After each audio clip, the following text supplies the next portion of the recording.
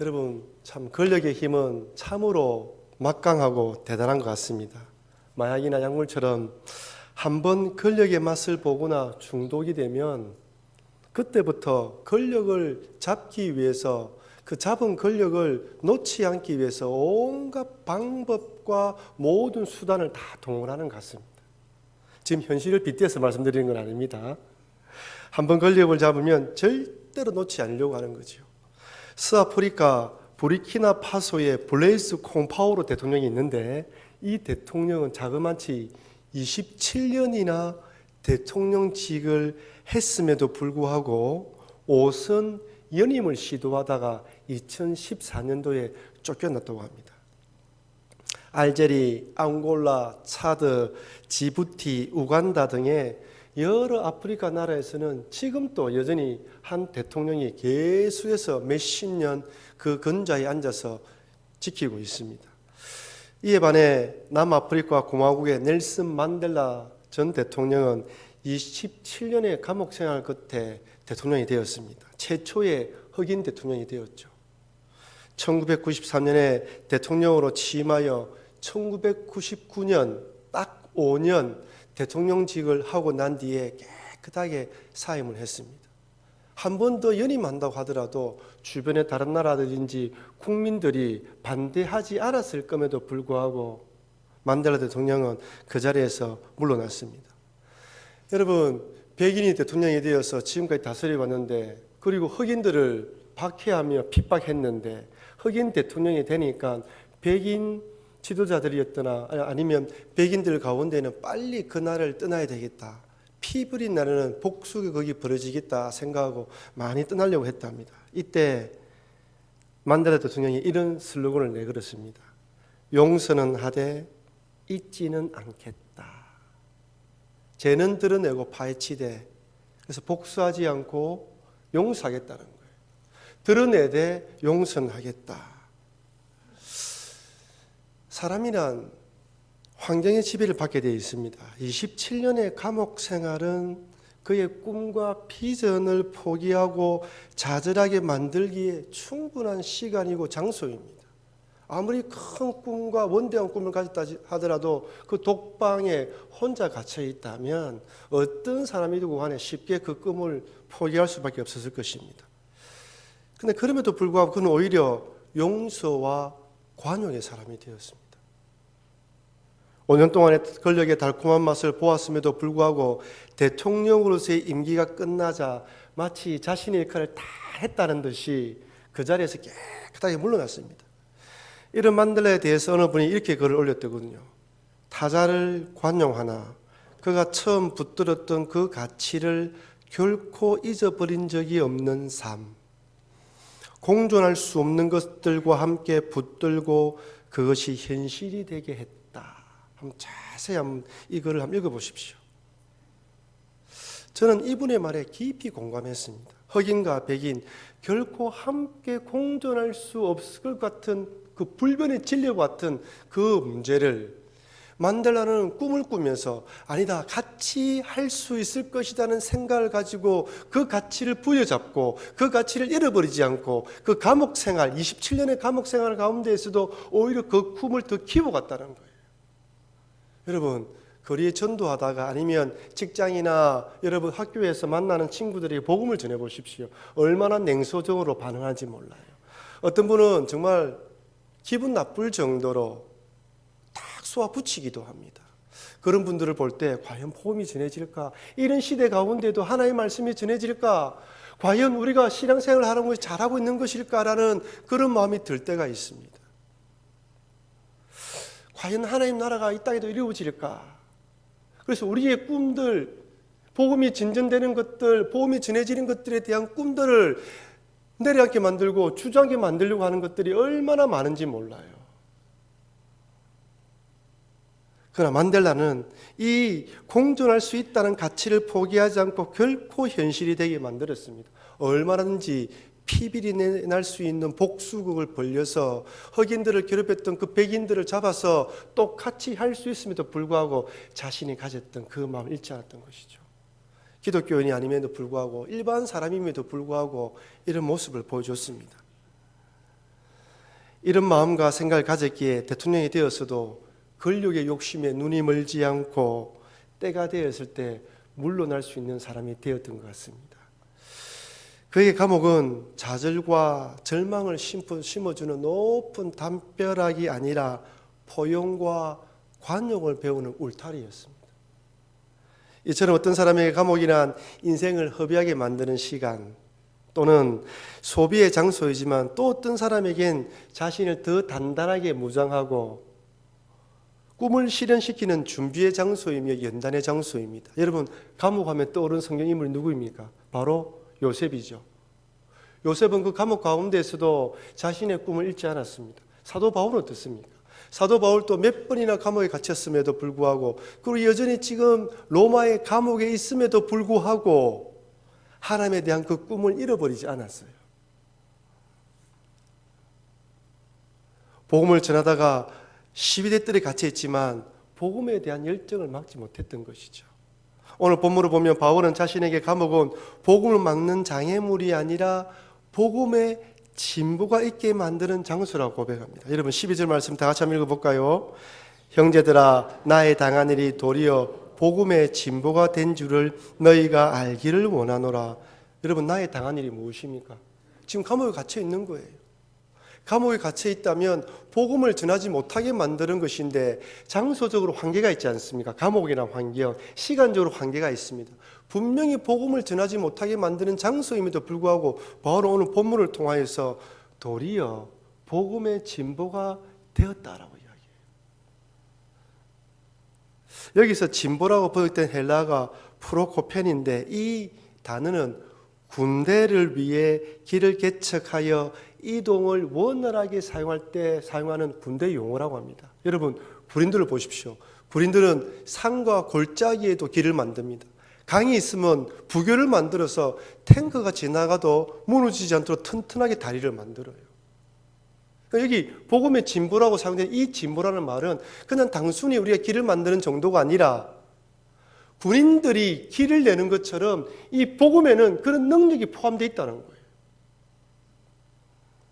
비록 바울이 감옥에 갇혀 있다 할지라도 복음이 감옥이라는 새 창살 안에 갇혀 있는 것이 아니었습니다.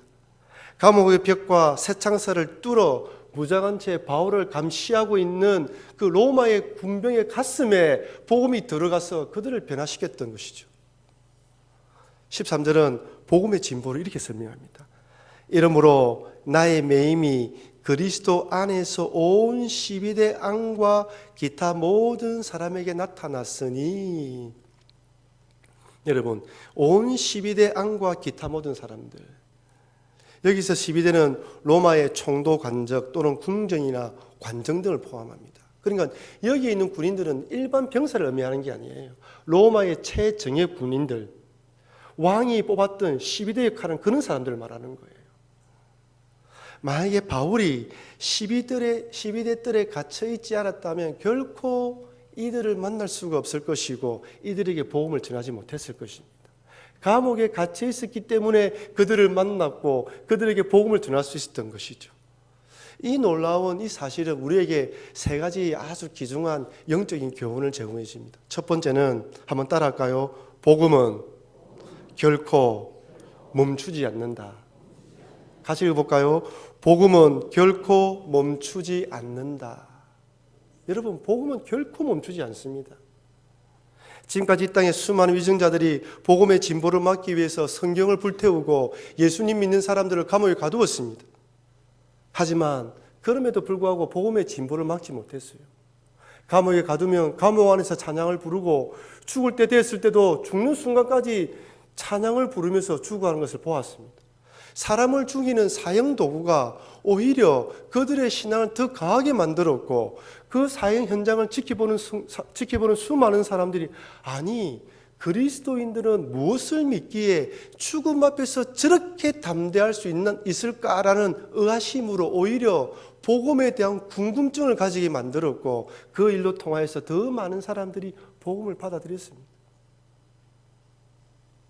세상에 그 어떤 것도 그 누구도 복음의 진보를 결코 막을 수 없습니다. 그리스도인이 믿음 안에 서 있는 한 그 어떤 외부 세력은 복음의 진보를 막을 수가 없어요. 그러나 복음의 진보를 더디할 때도 있습니다. 마치 복음이 뭔가 큰 장애물에 막힌 것처럼 뚫을 수 없는, 깨물 수 없는 큰 바위 앞에 막혀 있는 것처럼 때로는 그럴 때도 있어요. 이때는 외부의 핍박이나 외부의 박해가 아니라 그리스도인들이 믿음으로 서 있지 못할 때입니다. 세상 사람들이 바라볼 때 그리스도인이나 세상 사람들이 전혀 구분하지 않고 그리스도인이나 세상 사람들이 똑같아질 때, 그래서 더 이상 그리스도의 신앙이 세상 사람들의 영향을 끼치지 못할 때 복음은 진보하지 않습니다. 그러니 복음의 진보는 외부 세력의 방해나 외부 세력의 핍박에 있는 것이 아니라 누구한테 있다고요? 예수 믿는 그리스도인들이 어떤 믿음의 자세로 그 현장에 서 있느냐에 달려 있습니다. 그러니 우리 모든 성도님들은 어떤 자리, 어떤 환경에 있든지 여러분들을 통하여서 복음의 진보가 있어지기를 주의 이름으로 축원합니다. 두 번째는 내가 서 있는 그 자리에서 바로 복음의 진보가 이루어져야 합니다. 한번 따라할까요? 내가 서 있는 그 자리에서 바로 복음의 진보가 이루어져야 한다. 여러분, 지금 로마의 시위대들에 갇혀 있는 바울 자신도 그렇게 감옥에 갇혀 있길 원하지 않았을 것입니다. 어느 누가 감옥에 갇혀 있길 원하는 사람이 있습니까? 하지만 어쩔 수 없이 감옥에 갇혔다. 그래서 어쩔 수 없이 감옥에 갇혔다란 이 사실을 원망과 불만으로 받아들이는 것이 아니라 그 자리에서 내가 할 수 있는 복음을 전할 수 있는 방법이 무엇인가 모색하였고 자기와 함께 있는 그 로마 시위대 군인들에게 복음을 전했던 거예요. 하나님은 여러분들을 지금 현재 있는 그 직장에 보냈습니다. 하나님께서는 여러분들을 여러분들이 하고 있는 그 사업처에 파송하셨어요. 저는 여러분들이 만나는 그 친구와 여러분들이 만나는 직장 동료와 여러분들이 만나는 사업상 만나는 사람들처럼 만날 수가 없습니다. 아니, 만날 수는 있어도 가까이서 그들과 함께 깊이 교제하기는 힘들 것입니다. 하지만 여러분들은 사업상 직장 생활하면서 학교 생활하면서 그 친구들을 만나고 그 사람들을 만나서 교제합니다. 하나님께 단순히 그분들과 만나서 교제하면서 사업상 만나는 것이 아니라 그들에게도 복음이 전해질 수 있는 통로로 여러분들을 파송한 것입니다. 그래서 여러분들이 서 있는 장소가 바로 여러분들의 선교지이며 여러분의 전도 장소입니다. 한번 따라할까요? 내가 서 있는 장소가 바로 선교지이며 전도 장소이다. 여러분, 이것을 잊지 마십시오. 우리가 개인적으로 전도를 하시거나 아니면 수요 전도팀들, 우리 목요일 전교인들 전도하면서 노방 전도를 하게 되어 있습니다. 여러분, 전도지를 나눠주면 어떤 분들은 무표정한 얼굴로 그대로 지나가는 사람이 있고 아무 대꾸 없이 지나가는 사람도 있습니다. 어떤 사람 마지못해서 예 감사합니다 하고 전도지를 받아가는 사람도 있어요. 정말 저 사람들한테 복음이 전해질까? 이렇게 복음을 전한다고 뿌려질까? 라는 낙심의 마음이 들 때가 있습니다. 근데 여러분, 복음의 이 능력은 그 열매가 맺히는 때는 우리가 알지 못합니다. 정말 별거 아닌 것 같은 것에도 사람이 감동되어서 예수님 믿는 경우도 있고 때로는 너무나 멋있게 준비했는데도 아름답게 준비했음에도 불구하고 복음을 받아들이지 못하는 경우도 있습니다. 우리가 수요 전도팀이나 목요 전도팀이 우리 이바두마피나 아니면 횡단보도를 건너는 그 지점에서 전도지를 나눠주고 복음 선포하는 이유에는 두 가지가 있습니다. 첫째는 그들에게 복음을 전하는 이유도 있지만 또 하나는 이 자리는 하나님의 나라라는 걸 선포하는 거예요. 여전히 하나님의 나라가 이 땅에 임하고 있다는 것을 세상 사람들이 알아주든 몰라주든 데모하는 것과 똑같습니다. 영적으로 시위하는 거예요. 영적으로 마귀 사단에게 이 땅은 하나님 나라라는 걸 선포하는 의미가 포함되어 있습니다. 그러니 여러분, 가정에서나 직장에서 복음을 전하실 때 때로는 받아주지 않고 때로는 이런저런 말로 사람의 마음을 기분 나쁘게 만든다 할지라도 낙심하지 마시고 언젠가는 복음의 열매가 맺어질 것이다 라고 생각하시면서 끝까지 기도하시면서 복음을 전하시는 여러분과 제가 되길 바랍니다. 그렇다면 바울은 감옥이라는 상황 가운데서 어떻게 복음을 전했을까요? 자기는 갇혀있고 로마의 간수들은 앞에 지키고 있습니다. 어떻게 복음을 전했을까요? 단지 말로 복음을 전했을까요? 이 제수가 간수에게 말을 붙이면서 예수님 믿으세요. 간수가 뭐라고 하겠습니까? 니나 잘해라. 네 감옥에 갇혀있는 처지에 무슨 복음을 전한단 말이고, 네가 믿는 하나님이 능력 있는 하나님이라면 감옥에 갇히게 만드는 것이 아니라 풀려나게 만들어야지 하면서 얼마나 핀잔을 줬겠습니까? 그러면 바울은 보이지 않는 뭔가의 어떤 방법으로 복음을 전했을 거예요. 로마의 이 12대 이 자부심이 강한 군인들이 바울을 바라보면서 바울의 그 말을 듣고 복음을 받아들이지 않으면 안 되는 그 뭔가가 있었을 것입니다. 그것이 무엇이겠습니까? 바울의 삶의 태도였겠죠. 그의 삶 가운데는 뭔가 달랐던 것 같아요. 로마 군인들이 보았을 때도 이 사람은 뭔가 달라. 이 사람은 다른 죄수하고 달라. 그렇기 때문에 바울의 말에 능력이 있었고 바울이 전한 복음에 반응할 수 있었던 것이죠. 저는 바울이 어떤 삶을 살았는지 모릅니다. 아니, 바울도 인간이기 때문에 분명히 우리처럼 실수하고 부족한 면이 있었을 거예요. 그러나 그 실수와 부족한 면을 뛰어넘고 그것을 허물로 잡지 않는 뭔가 다른 사람과 틀린 뭔가가 있었던 것입니다. 우리는 빌립보 감옥에 수감되어 있었던 바울의 모습을 통해 로마의 12대 뜰 안에서도 바울이 어떻게 했을까라고 짐작할 수 있습니다. 제가 빌립보서를 처음 설교하면서 빌립보 교회가 어떻게 탄생되었습니까? 사도 바울은 빌립보 지역으로 가기를 원하지 않았습니다. 성령의 강건하심, 성령의 인도함을 받고 빌립보 지역에 가게 되었어요. 거기 갔을 때 환영하는 사람이 있었습니까? 아니요, 아무도 없었습니다. 오히려 복음의 능력이 드러날 것이라 생각했지만 그곳에서 첫 복음 열매를 얻은 사람은 루디아밖에 없었습니다. 그리고 귀신 들린 여종을 구원해주자 그 귀신 들린 여종으로 이익 얻던 자들이 바울을 고소함으로 오히려 매를 맞고 감옥에 갇히게 되었습니다. 그런 상황 가운데서도 사도 바울은 하나님께 찬양하고 기도하면서 그 밤에 온 제수들이 덮도록 하나님께 기도했음을 알 수 있습니다. 하나님께서는 사도 바울을 기뻐했는지 기적적으로 감옥문을 열어주었지만 바울은 도망가지 않았습니다. 간수는 제수들이 도망한 것이라 생각하고 차별하려고 할 때 이때 바울이 복음을 전하면서 그 간수 가족들이 구원받는 것을 보게 됩니다. 여러분, 충분히 감옥문이 열렸음에도 불구하고 오히려 도망가는 기회로 삼지 않고 이것을 통하여 하나님이 복음 전하는 계기로 삼을 것이라는 믿음을 가지고 감옥 안에 있었던 그 바울의 모습을 볼 때 아마 로마 12대 뜰 안에서도 바울은 여전히 그런 평탄심과 또한 하나님을 신뢰하는 마음으로 다른 모습을 보여줬을 것입니다. 아마 그 안에서도 찬양 부르며 담대하게 복음을 전하는 모습에 로마의 군인들이 이 사람이 믿는 예수는 뭔가가 있다라고 생각하며 복음을 받아들인 것이죠.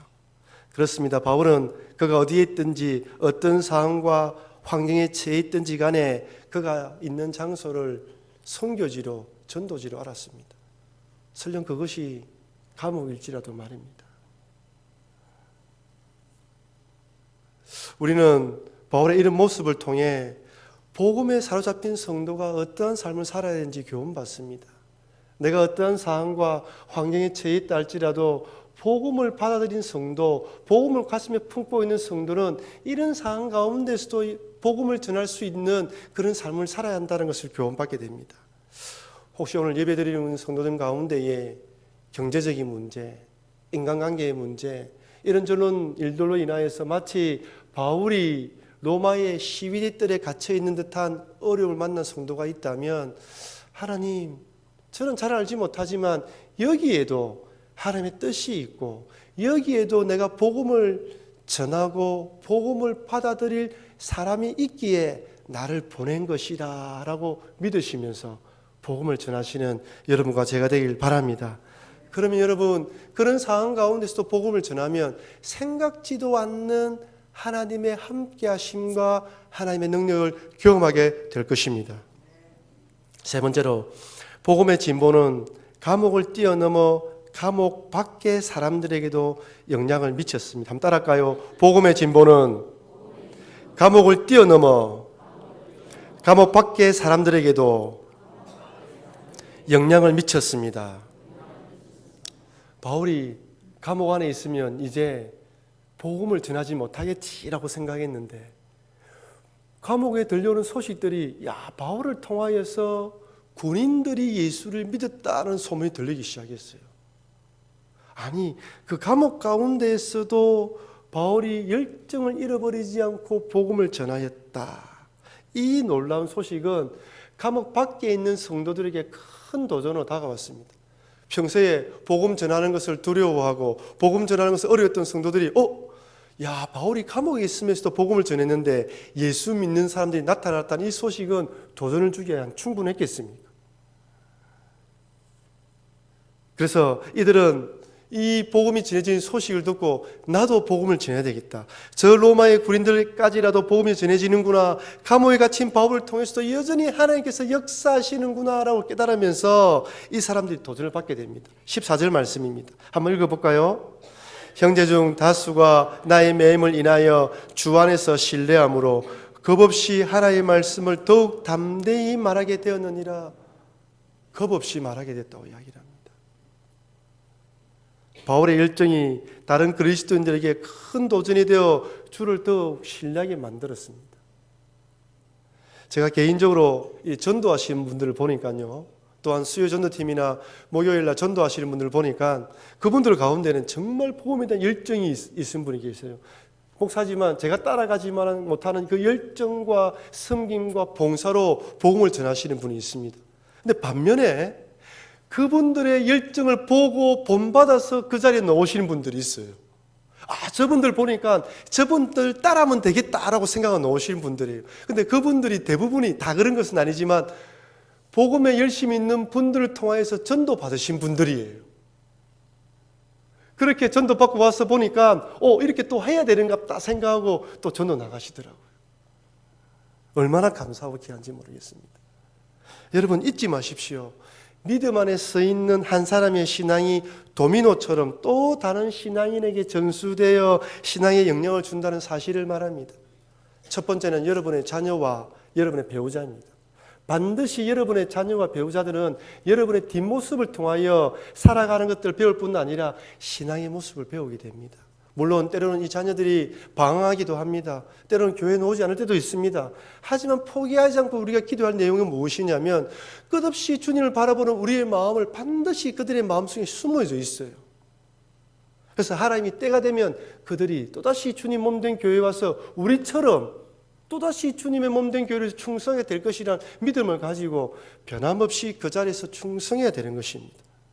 그러나 여러분 어떤 절망적인 현실과 상황 속에 처했다 할지라도 담대하십시오. 여러분의 신앙을 여러분의 자녀가 보고 있고 여러분의 주변에 함께 신앙생활하는 목장원들이 보고 있고 우리 교인들이 보고 있습니다. 저분이 저렇게 믿음으로 살아가는구나. 저렇게 믿음으로 살아가면서 늙어가시는구나. 그러니 어떠한 환경과 상황 속에서도 복음 안에서 믿음 안에서 굳건하게 나아가시는 여러분과 제가 되길 주의 이름으로 축원합니다. 전자가 이처럼 바울의 전도로 인해서 순수하게 복음 전도의 도전을 받았다면 후자는 순전치 못하는 마음으로 전도하는 사람이 있었어요. 17절 말씀입니다. 한번 다 같이 읽어볼까요? 저들은 나의 매임에 괴로움을 더하게 할 줄 생각하여 순전치 못하게 다툼으로 그리스도를 전파하느니라. 15절 상반절입니다. 어떤 이들은 투기와 분쟁으로, 참 복음을 전하는데 투기와 분쟁을 하는 사람이 있어요. 참 있으면 안 되는 이야기지만 죄송하지만 교회 사역을 할 때도 순수한 마음으로 사역하는 것이 아니라 때로는 이런 경쟁심, 때로는 자신을 드러내기 위해서 이렇게 사역하시는 분들도 있습니다. 근데 재밌는 것은 이 다툼과 분쟁이라는 이 헬라어의 이 단어가 에리데이아스라는데 이 단어의 원래의 뜻은 재밌습니다. 양털실을 짜다, 털실로 가공하다는 뜻이에요. 한번 생각해 보세요. 양털을 짤고 털실로 가공하는데 어떻게 분쟁과 다툼이 나왔을까요? 그 당시에 양털 가공업자들이 자신의 수익을 더 많이 내기 위해서 서로 간에 다툼이 많았다고 합니다. 속이기도 하고 남의 고객을 빼앗기도 하면서 그러면서 이 양털에 관련된 이 단어가 결국에는 다툼과 분쟁이라는 의미로 확장되어 사용되었다고 합니다. 그렇다면 우리들은 다툼과 분쟁이로 그리스도를 전파하는 자들의 의도가 무엇인지 분명히 알 수 있습니다. 이들은 많은 사람들에게 복음을 전해서 하나님께 영광을 드러내기보다는 어떻습니까? 바울보다 자신이 더 많이 복음을 전한다는 것을 알리기 위한 수단이었죠. 여러분, 복음 전도를, 교회 사역을, 교회에서 봉사하는 것을 하나님의 영광을 위해서 하는 것이 아니라 무엇을 위해 한다고요? 자신을 위해서 하는 사람들이에요. 자신을 위해서 하는 사람들은 꼭 분쟁과 다툼이 생기게 되어 있습니다. 참 이상해요. 온유하고 겸손함으로 교회 사역을 하는 사람들에게는 항상 선한 열매가 맺히는데, 이런 자기를 드러내려고 하고 남과 경쟁하며 사는 사람에게는 반드시 다툼과 분쟁이 있습니다. 그러니 여러분, 그렇다고 이런 사람들이 이런 마음으로 봉사한다고 예수님에 대한 구원의 감격이 없는 게 아니에요. 구원의 감격이 있음에도 불구하고 여전히 이 육신의 사역에 사로잡혀서 그렇게 행하는 것이죠. 그러니 여러분, 내가 어떤 마음으로 봉사하고 있고 내가 어떤 자세로 사역하고 있는지 늘 우리 자신을 돌아봐야 됩니다. 우리 이 육신은 나를 드러내기를 원하고 있고 나를 드러내는 걸 좋아합니다. 절대 나를 감추려고 하지 않아요. 절대 속으시면 안 됩니다. 저도 마찬가지예요. 저도 설교를 하고 난 뒤에 여러분이 목사님 말씀에 은혜 받았다 하면 저도 기분이 좋습니다. 그죠? 그럼 여기에 머무면 자꾸 여러분들이 좋아하는 설교만 하게 되어 있어요. 이렇게 강해식으로 성경에 포함된 내용이 무엇인지 한 단어 분석하며 할 수가 없어요. 그래서 여러분, 늘 우리 자신을 돌아봐야 됩니다. 내가 좋아하는 설교만 듣는 것이 아니라 성경에서 말하는 게 무엇냐는 거예요. 과연 성경에서 말하는 성도가 가는 길이 무엇이냐를 자꾸 강의 설교로 들으시면서 그 단어 한 단어를 뜻을 살펴보면서 내가 이런 삶을 살아야 되겠다라고 삶의 경로를 바꿔야 합니다. 마지막으로 바울은 복음의 진보가 이루어진다면 그 어떠한 상황에서 기뻐하겠다고 고백합니다. 18절 말씀을 다 같이 읽어볼까요? 그러면 무엇이뇨? 전파되는 것은 그리스도니 이로써 내가 기뻐하고 또한 기뻐하리나. 이 말씀 한번 보세요. 그러면 무엇이냐?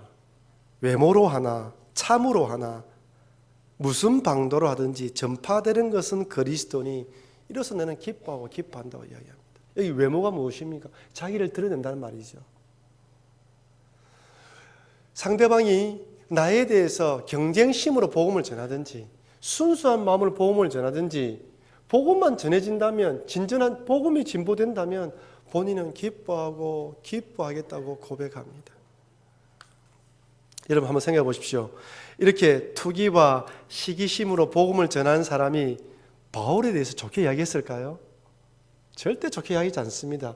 바울의 안 좋은 부분들만 꼬집어서, 그리고 그것을 크게 만들어서 사도 바울이 마치 악한 사람이기 때문에 감옥에 갇힌 것이라고 이야기했을 것입니다. 한번 사람에 대한 미워하는 마음, 싫어하는 마음이 가지게 되면 그 다음부터는 그 사람 하는 모든 일이 싫어지잖아요. 이 사람은 사도 바울의 안 좋은 자리에 계속해서 이야기했을 것입니다. 여러분, 참 사람에는 100사람이 좋아해도 한 사람이 나에 대해 싫어하고 악의 말을 퍼붓고 악한 말을 내보내고 악한 문자를 보내고 악하게 카톡을 보내면요, 마음에 상심이 되는 게 사람이에요. 사도 바울이 인간이잖아요. 자기는 잘못한 게 없어요. 그런데 자기에 대해서 안 좋은 말을 하면서 자기보다 더 드러내려고 할 때 얼마나 마음이 상심했겠습니까? 마음이 상심해질 때 사도 바울이 붙은 게 뭐죠? 외모로 하나, 무슨 뜻으로 하나, 복음의 진보가 이루어진다면 나는 기뻐하겠다는 뜻입니다. 여러분, 복음을 전하시고 주님에 대한 마음으로 사랑하면서 전도하실 때, 아니면 교회에서 봉사하시다가 어떤 일을 하다 보면 반드시 상처받게 되어 있습니다. 그죠? 나에 대해서 좋게 생각하는 사람도 있지만 안 좋게 생각하는 사람도 있어요. 그래서 내 마음이 실망이 되어지고 낙심이 되어질 때, 이런 마음이 들 때, 그러나 나로 통하여서 복음이 전해지고 교회에 든든히 쓰가는 부분이 있다면 나는 기뻐하고 기뻐하겠다고 결단하십시오. 이게 참된 성도의 마음 자세입니다. 쉽지 않습니다. 어렵습니다. 하지만 바울이 그랬던 것처럼 빌립보 교회를 향해서 사도 바울이 그럼에도 불구하고 내가 기뻐하고 있으니 너희도 복음의 진보를 위해서 노력하라고 당부하는 것처럼 이 말씀을 빌립보에게 주시는 말씀이 아니라 오늘 우리에게 주시는 말씀으로 받아 누리시길 주의 이름으로 축원합니다. 여기 보면요, 기뻐하다는 말 두 군데 있죠. 헬라어 원문을 살펴보면 앞에 기뻐한다는 것은 현재 직설법이에요. 현재 기뻐하는 거예요. 나는 기뻐하겠다는 거예요. 감옥에 갇혀도 기뻐하고 나에 대해서 악의 마음을 가지고 복음을 전한다 할지라도 복음이 진부되면 기뻐하겠다는 거예요. 뒷부분에 나오는 기뻐하다는 말은 미래 질서법입니다. 그거는 미래에 앞으로 어떤 일이 벌어질지라도 나는 기뻐하겠다고 결단하는 것입니다. 여러분 결단하십시오. 어떤 상황, 어떤 환경이 있다 할지라도 설령 내 마음이 무너진다 할지라도 기뻐하겠다. 주의 일로 기뻐하겠다. 이런 마음으로 나아가야 됩니다. 혹시 여러분들 가운데 본의 아니게 교회에서 봉사하시다가 이런저런 일로 바울 같은 이런 상황을 직면한 분이 계신다면 개인적으로 견디기 힘든 일이지만 하지만 바울이 복음의 진보가 되기 때문에 기뻐했던 것처럼 기뻐하시기를 바랍니다. 우리가 초점을 맞추고 모든 관심을 집중시켜야 할 곳은 어디입니까? 복음의 진보입니다. 나의 마음의 상처도 아니고 내가 힘든 것도 아니고 나에 대해서 비방하는 사람들에 대한 악한 마음도 아닌 오히려 복음이 진보되고 있느냐, 하나님의 말씀이 확장되고 있느냐, 여기에 초점을 맞추고 달려가야 되는 것입니다. 여러분 이럴 때 쉽지는 않아요. 그러나 이럴 때 믿음으로 극복할 수 있고 이럴 때 무너져 내리는 마음을 고추 세워서 다시 일어나서 하나님을 붙들 수 있는 것입니다. 여러분 절대 잊지 마십시오.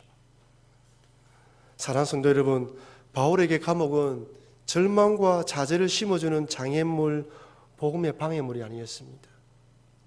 오히려 믿음을 더욱더 담대하게 만들었을 뿐 아니라 로마 구인들에게 복음을 만드는 전도지였고 선교지였습니다.